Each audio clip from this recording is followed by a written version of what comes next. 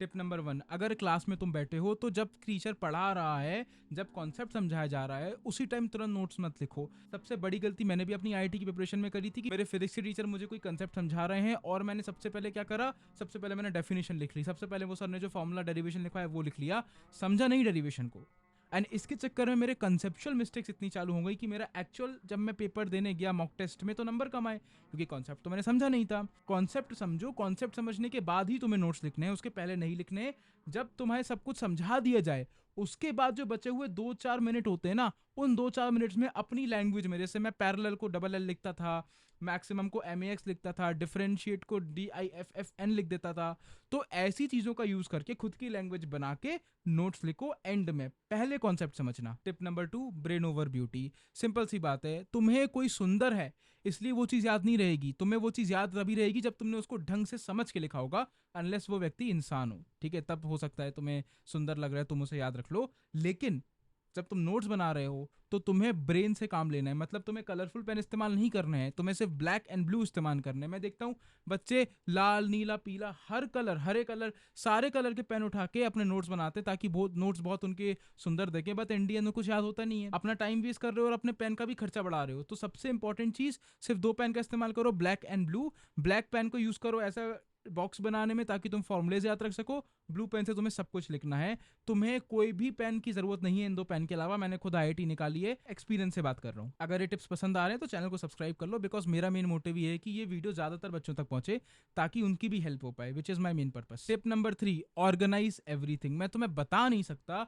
इस एक टिप ने मेरी कितनी हेल्प करी है। सिंपल सी मैं तुम्हें एग्जांपल देता हूँ। अगर तुम अपने क्लास 11th में हो और तुम फिजिक्स के नोट्स बना रहे हो, अब तुमने फिजिक्स के नोट्स बनाए, तुम्हारा एक रजिस्टर भर गया, तुम्हारा दूसरा रजिस्टर आधा भर गया और तुम अभी 12th में आ गए। अब इससे क्या होगा, तुम क्या करोगे, आधे रजिस्टर के बाद 12th का कंटेंट चालू कर दोगे लिखना। सॉरी, मैं कंटेंट बहुत बार यूज कर रहा हूँ, लेकिन 12th में आने के बाद तुम उसी रजिस्टर में जिसमें तुमने आधा रजिस्टर 11th का लिखा है उसी में 12th चालू कर दोगे। मैंने क्या किया, मैंने उसको छोड़ दिया। क्यों छोड़ दिया, क्योंकि उससे ऑर्गेनाइज रहती हैं चीजें। मुझे पता है कि ये 2 रजिस्टर में सिर्फ 11th है, इन 2 रजिस्टर में सिर्फ 12th है।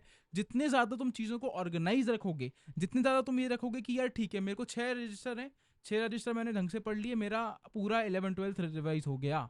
अगर तुम ये करोगे तुम्हें ज्यादा बेनिफिट मिलेगा, इंस्टेड ऑफ कि उसी के अंदर, उसी रजिस्टर के अंदर तुमने सब चीजें लिख दी हैं। It's not gonna help. Organise करो, organisation of everything is important. जितना ज्यादा चीजों को ऑर्गेनाइज करोगे उतना ज्यादा तुम्हें नीट एंड क्लीननेस मिलेगी, उतनी प्रोबेबिलिटी तुम्हारी ज्यादा है चीजों को याद रखने की और अच्छा करने की। Tip number 4, don't think money. पैसों के बारे में मत सोचो। तुम्हारे माँ बाप की ड्यूटी है तुम्हें पढ़ाना, तुम उनसे कुछ एहसान नहीं ले रहे हो। अगर तुम उनको बोल रहे हो कि मेरे को एक्स्ट्रा कॉपी चाहिए, एक्स्ट्रा बुक चाहिए, एक्स्ट्रा पेन चाहिए, तुम एक बात बताओ, अगर तुम किसी बुक या फिर किसी फ्लैश कार्ड या माइंड मैप या किसी भी चीज को लेके सोच रहे हो कि यार ये मैं खरीदूं कि नहीं खरीदूं, उसमें तो बहुत पैसा लग रहा है, इस टेस्ट सीरीज में तो ये तो बहुत महंगी टेस्ट सीरीज है, देखो एक हद तक सोचना सही है, लेकिन सबसे बड़ी गलती होगी अगर तुम अपनी एजुकेशन में इन्वेस्ट नहीं करोगे। सबसे बेस्ट इन्वेस्टमेंट तुम्हारी रहेगी एजुकेशन। मुझे एक बात बताओ, तुमने वो टेस्ट सीरीज दी, उस टेस्ट सीरीज में तुमने मान लो एक्स्ट्रा 3-4-5 हज़ार रुपए लगा दिए, लेकिन उस टेस्ट सीरीज से 2 सवाल तुम्हारे मेन एग्जाम में आ गए, तो क्या वो वर्थ इट नहीं था? ऑफकोर्स वर्थ इट था। तुम्हें अभी पैसों के बारे में नहीं सोचना है, तुम्हें अभी ये नहीं सोचना है कि यार मैं पैसे कम खर्च कराता हूँ माँ बाप के, मैं नई नोटबुक क्यों, मैं तो पुरानी नोटबुक बना लेता हूँ। भाई खर्च कराओ, तुम्हारे माँ बाप ने तुम्हें पाला ही इसलिए है ना ताकि वो तुम्हें एजुकेशन अच्छी दे सकें। हमारे केमिस्ट्री की टीचर ने बहुत अच्छी बात बोली थी कि बेटा मैं बर्गर खाने के लिए 50 रुपए देने से पहले 100 बार सोचता हूँ, लेकिन अगर कोई 10,000 रुपए की किताब है ना, मैं बिना देखे ऑर्डर कर दूंगा अगर केमिस्ट्री के बारे में। तो केमिस्ट्री के टीचर थे वो। तो तुम्हें भी यही करना है यार, तुम्हारी अभी पढ़ाई की उम्र है, तुम्हें अभी पैसे का, इन्वेस्टमेंट का, इन सब का नहीं सोचना है। बहुत पैसा कमा लोगे, अगर 2-3 सवाल भी तुम्हारे एक्स्ट्रा बन गए ना, तुम्हारी लाइफ चेंज हो सकती है। इसीलिए don't think money. Tip number 5, अपने नोट्स को खजाने की तरह ट्रीट करो। मैं तुम्हें बता नहीं सकता जिस चीज से तुम देखो, मेरे को मैं तुम्हें एकदम सिंपल बात करता हूँ। मान लो एक व्यक्ति है, लड़का या लड़की, जो तुम्हें पसंद नहीं है, तुम उसकी केयर नहीं करते, तुम उसको नॉर्मल ट्रीट करते हो, तो क्या तुम्हें पता रहेगा कि उसको खाने में क्या पसंद है, उसको पहनने में क्या पसंद है, उसकी फेवरेट मूवी क्या है? नहीं।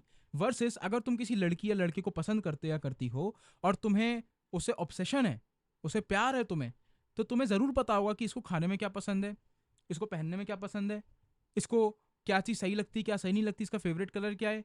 तो ये सारी चीजें तुम्हें उससे ऑब्सेसिव, ये जो प्यार है ये तुम्हें उससे ऑब्सेसिव बनाता है, ये चीज तुम्हें नोट्स में लानी है। तो इससे क्या होता है, तुम उस चीज, उस व्यक्ति के बारे में सब कुछ जानते हो, डिटेल में हर चीज जानते हो। अगर तुम अपने नोट्स से प्यार करोगे, अपने नोट्स को लेकर ऑब्सेसिव हो जाओगे, अपने नोट्स पे एक बूंद पानी नहीं गिरने दोगे, अपने दाल का एक खाना खाते वक्त दाल नहीं गिरने दोगे नोट्स के ऊपर, अपने नोट्स को एकदम नीट एंड टाइडी रखोगे, किसी को अपने नोट्स नहीं दोगे, अपने नोट्स से प्यार करके ऑब्सेसिव रहोगे, तो तुम्हें अपने नोट्स की हर एक डिटेल बात याद रहेगी।